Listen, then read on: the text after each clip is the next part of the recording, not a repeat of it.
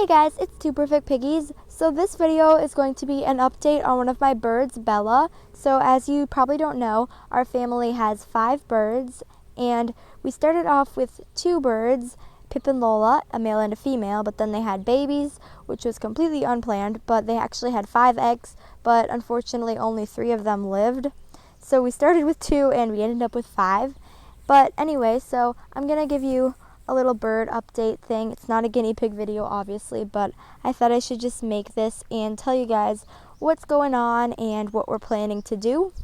So yesterday, my mom was bringing the birds out and she looked at Bella, and we noticed that the entire back of her neck was stripped bald, so she had no feathers anywhere on the back of her neck. You can't really tell unless she stretches her head out forward, but it actually looks really bad, and I felt so bad for her, so we all started kind of freaking out a little bit. We did some research and we came up with a couple possible explanations. The most likely is that since we have an uneven number of boys and girls, we have 3 boy birds and 2 girl birds, is that one of them does not have a girlfriend, so he's upset and taking it out on Bella. Another reason is that they could be overcrowded because obviously we didn't think we were going to have 5 birds, so we didn't get a huge cage meant for 5 birds. Or it could just be that her 2 brothers are picking on her, because brothers do that. So whatever the reason, we knew we had to separate her, and later that night we went to PetSmart and we got her a new cage and some new stuff. We came home, set it up next to the other birds so she could still talk to them and see them, and then we tried to get her from her current bird cage to the new bird cage, and she flew out of the current bird cage. This did not go as we planned, and she was flying all over the house, but then we got her and we got her into the new cage, and she was obviously pretty stressed out, so we just put a blanket on top of the cage and left her alone.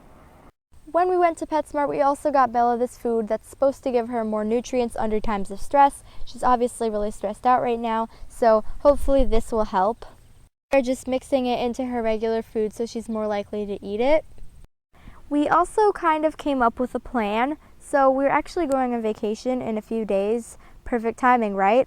So once we get back and Bella's feathers are a little bit grown back, we will move the boy that's not plucking her into the cage with her, and those 2 will live together. And then we're going to have to get another female to put in with the previous bird cage so that there are an even number of boys and girls. Hopefully that will work out. I mean, who knew that 2 birds would transform into 6 birds in 2 different cages? Not us.